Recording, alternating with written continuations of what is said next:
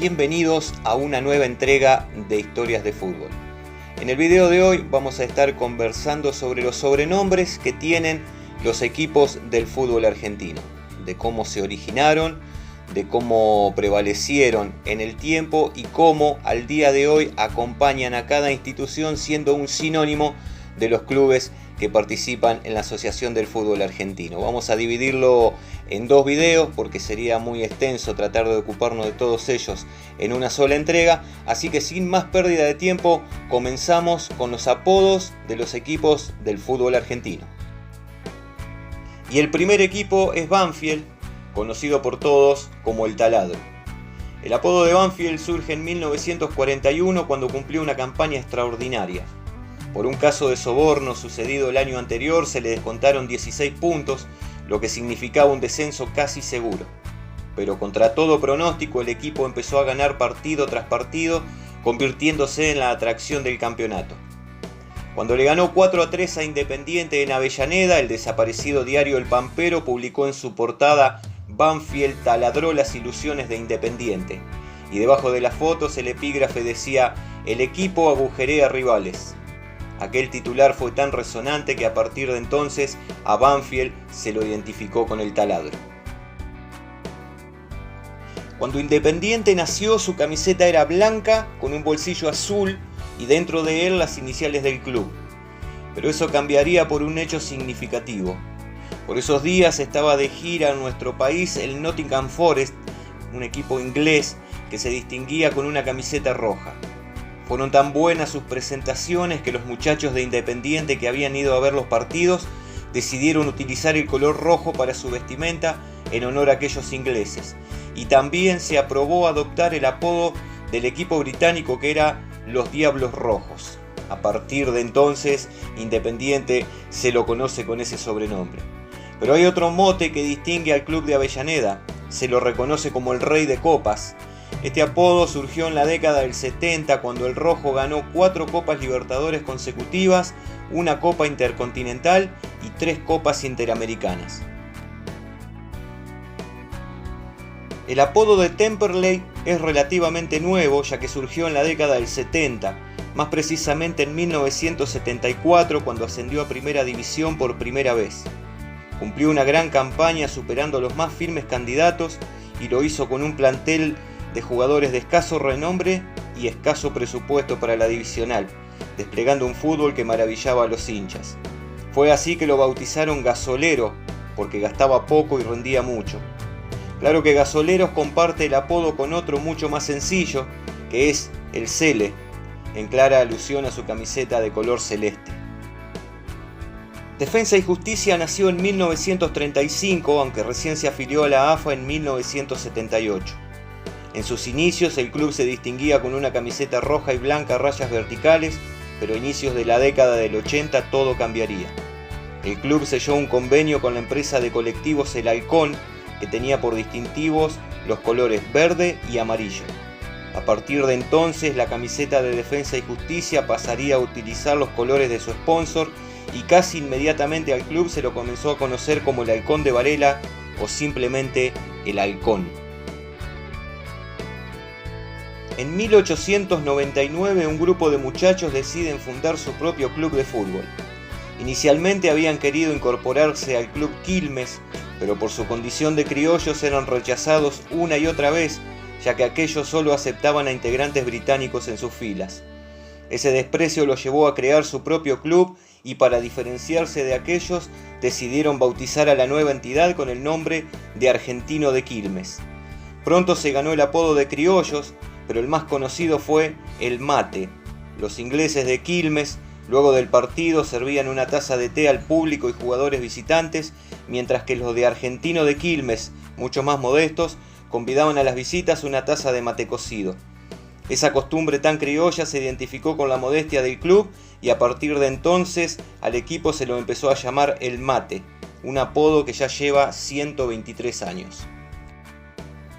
Apenas fundado, Platense carecía de cancha, por lo que ocupó un predio conocido como la Plaza Japonesa, pero que de plaza tenía poco y nada.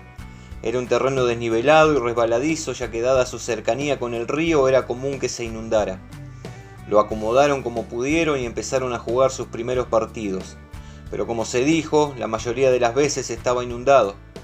Cierta vez, el periodista José Palacio Sino fue a cubrir un partido de Platense y al ver cómo sus jugadores estaban cubiertos de barro, escribió que parecían calamares en su tinta. A partir de entonces, a todos los equipos de la institución se los empezó a reconocer con el apodo de calamares. Antes de que se instalara el fútbol profesional en Argentina, Racing dominó el fútbol nacional por casi una década. Entre 1913 y 1919 cumplió la hazaña nunca igualada hasta el día de hoy de ganar 7 campeonatos consecutivos. En ese lapso jugó 130 partidos y solo perdió 5, metiendo 384 goles.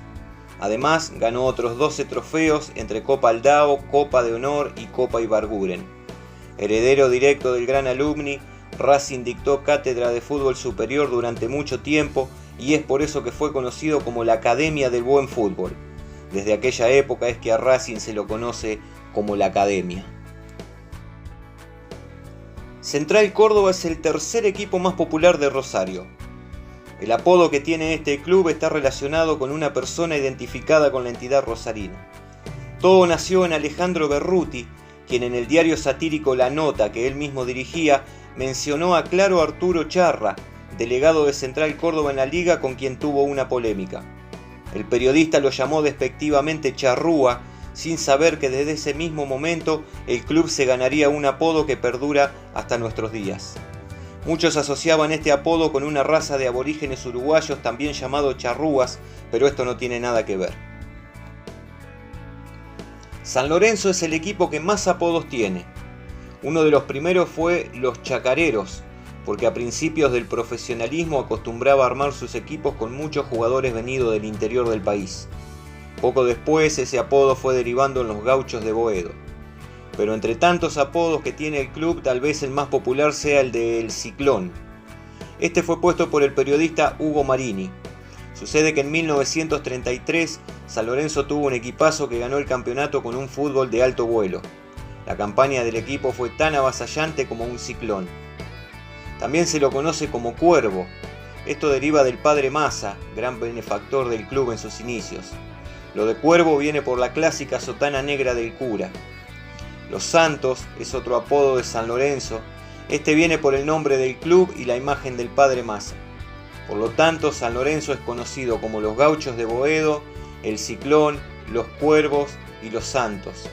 Algunos también lo llaman los Matadores, en recuerdo de aquel gran equipo de 1968 que ganó el campeonato metropolitano en forma invicta.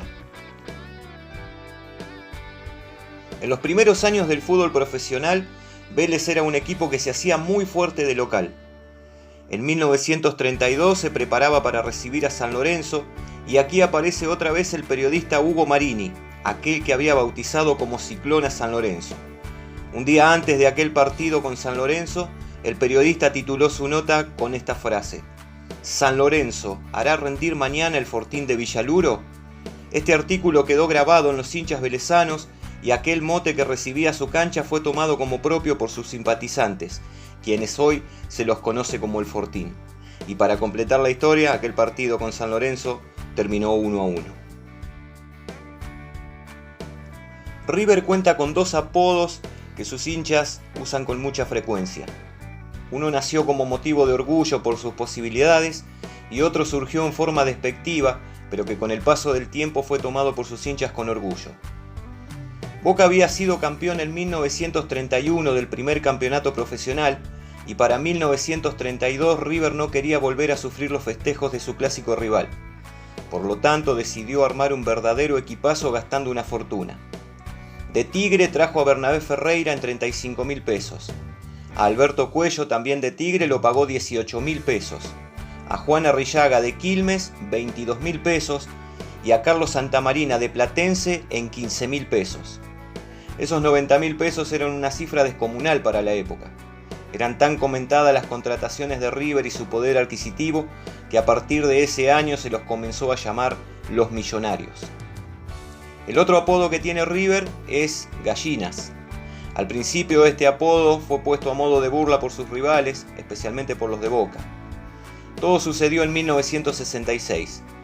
River llegó a la final de la Copa Libertadores junto a Peñarol. Ganaron un partido cada uno y debieron jugar un desempate en Chile. River ganaba 2-0 con goles de Daniel Onega y el Indio Solari, pero reaccionó Peñarol, lo dio vuelta y terminó ganando 4-2. Días después, cuando River volvió a jugar por el torneo local, los hinchas de Banfield tiraron una gallina dentro de la cancha, dando a entender la poca actitud que habían tenido los jugadores riverplatenses con los uruguayos. Aunque al principio ese apodo fue ofensivo, con el paso del tiempo sus hinchas lo asimilaron y hoy lo asumen con orgullo. Los dos equipos rosarinos desde el principio tuvieron una rivalidad tan fuerte que sus hinchas bautizaron a los rivales con apodos hirientes, pero que hoy son tan importantes como el nombre mismo del club. Rosario Central es un equipo formado por empleados ferroviarios y uno de los más antiguos del país. Hasta mediados de la década del 20, Central tenía un poderoso equipo que lo llevó a ganar varios campeonatos de la Liga Rosarina. El campeón era un claro exponente del juego atildado y armonioso, en base de pases cortos y gambetas. Por eso, cuando sus seguidores querían expresar la satisfacción que les daba ver jugar a su cuadro, decían que ellos eran la Academia. Este apodo se sigue usando hasta el día de hoy, aunque el más conocido por todos es Canalla. Este sobrenombre apareció en los años 30. Estaba por disputarse en Rosario un partido a beneficio para los enfermos de lepra que estaban internados en el Hospital Carrasco. Los organizadores convocaron a los dos equipos más populares de la ciudad, pues su concurso generaría seguramente una muy buena recaudación. Sin embargo, Rosario Central no quiso jugar su partido, por lo que sus rivales se indignaron con aquel gesto y comenzaron a llamarlos los Canallas. Los de Central no se quedaron atrás y bautizaron a los de Newell's como los leprosos. Los dos apodos fueron tomando fuerza y se hicieron carne en cada simpatizante. Antes de eso, a Newell se lo conocía como los Johnnies, en clara alusión al origen británico de su fundador. Incluso en sus comienzos la camiseta rojinegra tenía sobre el lado izquierdo la bandera de Inglaterra. Con los equipos de La Plata sucede lo mismo que con los rosarinos, porque fueron sus hinchas quienes bautizaron al equipo contrario. Los de Gimnasia le pusieron a los de Estudiantes los Pincharratas, porque así le decían a un famoso lustrabotas de La Plata de andar pausado y desganado que era hincha de Estudiantes. Estos no se quedaron atrás y llamaron a sus rivales los triperos, porque muchos de sus simpatizantes trabajaban en los numerosos matarifes de Berisso y Ensenada, siendo su principal función destripar los animales. Desde entonces fueron para siempre triperos y pincharratas. A Gimnasia también le dicen el Lobo. Este apodo surgió en 1962 cuando el equipo desarrolló una magnífica campaña. Después de ganarle a Boca 2-0, el grito de dale Lobo se instaló en el bosque. Ese año Gimnasia se comía a todos los rivales que iban a su cancha, que estaba internada en lo profundo de los bosques de La Plata. Asociaron este hecho al cuento infantil de Caperucita Roja y para siempre fue el Lobo, un apodo que es mucho más utilizado que el de triperos. Pero los de Estudiantes no se iban a quedar atrás. Si los de Gimnasia eran el Lobo, entonces ellos serían el León, un animal mucho más feroz y conocido como el rey de la selva. Hoy triperos y pincharratas, o el Lobo y el León, son sinónimos de Gimnasia y Estudiantes. En 1910 Belgrano gana el torneo de ascenso de la Liga Cordobesa y sube a Primera División. Pero para ello debía aclimatar su cancha y como los muchachos no contaban con tanto dinero, salían por el barrio y recolectaban de terrenos ajenos postes, alambres, palos y todo lo que hiciera falta para mejorar su modesta cancha. Estas travesuras y otras que le siguieron hicieron que el club se ganara el apodo de los Piratas. Los primeros tiempos en la vida de Atlanta fueron muy movidos, porque por diferentes circunstancias no se podían asentar a ningún lugar. Tuvieron su cancha en Floresta, pero luego se mudaron al Parque Chacabuco. De ahí se fueron a un terreno en la calle Carrasco y más tarde le alquilaron la cancha a Ferrocarril Oeste. Después volvieron al Parque Chacabuco hasta que en 1922 se trasladan a Villa Crespo. Estos continuos cambios con repetidas mudanzas y la carencia de un lugar propio hicieron que el club se ganara el apodo de los Bohemios. Y así le ponemos punto final a la primera entrega de los apodos que tienen los equipos del fútbol argentino. Todavía faltan conocer los de Boca, Huracán, Argentinos, Chacarita, Quilmes, la mayoría de los clubes del ascenso. Faltan un montón de clubes por conocer sus sobrenombres, cómo surgieron y cómo se mantienen en la actualidad. Te invito a que nos acompañes en los próximos videos donde vamos a continuar desarrollando este tipo de material. Nos vemos en la próxima y hasta luego.